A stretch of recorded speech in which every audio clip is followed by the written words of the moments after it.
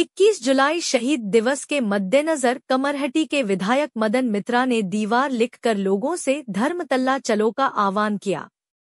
बीते शाम कमरहटी के 22 नंबर रततल्ला तृणमूल कांग्रेस कार्यालय के सामने कमरहटी के विधायक मदन मित्रा ने कमरहटी नगरपालिका के विभिन्न वार्डों के पार्षदों और टीएमसी समर्थकों के साथ मिलकर अपने हाथ से 21 जुलाई शहीद दिवस के उपलक्ष्य में धर्मतल्ला चले का नारा लिखकर आम लोगों से ममता बनर्जी की पुकार पर बुलाए गए इस समावेश में शामिल होने की अपील की।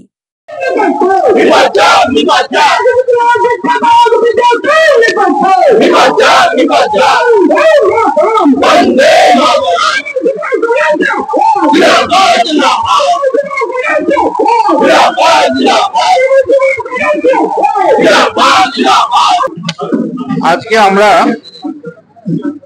কামারহাটি বিধানসভার বহু কাউন্সিলর এবং দলীয় নেতৃত্ব আমরা সবাই আজকে রথতলার মোড়ে এসেছি দুটো কাজ নিয়ে। একটা হচ্ছে দীঘার সমুদ্র তটে মমতা বন্দ্যোপাধ্যায় পৌঁছে গেছেন, লক্ষ লক্ষ মানুষ রথের দড়ি ছোঁয়ার জন্য তৈরি হয়ে আছে, মহাপ্রসাদ বাড়ি বাড়ি বিলোনো হয়েছে। আরেকটা কারণ, আমরা যারা যেমন সুকান্তের কবিতা ছিল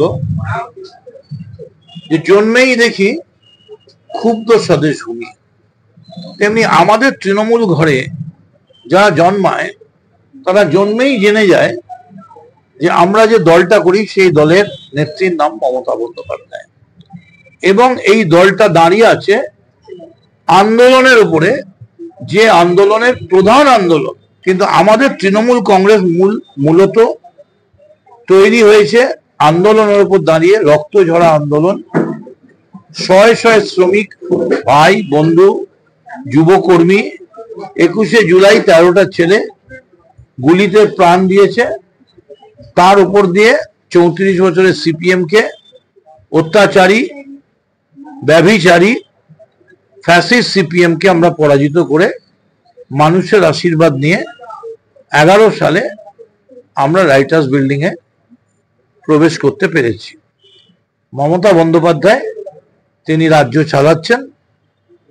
21শে জুলাই দেওয়াল লিখন করতে এসেছিলাম এবং এই দেওয়াল লিখনের সঙ্গে সঙ্গে স্লোগান ছিল, যেটা লেখা হয়নি, যে যদি প্রয়োজন পড়ে আমরা শুধু শহীদদের কথা মনে পড়ব না, যদি প্রয়োজন হয় আমরা সবাই শহীদ হতে রাজি আছি, কিন্তু যে কোনো মূল্যে 21শে জুলাইয়ের এই শহীদদের যে আত্মত্যাগ তাকে সামনে রেখে রাজনৈতিকভাবে গণতান্ত্রিক পথে 2026-এ বাংলায় সেই ট্র্যাডিশন আবার চলবে।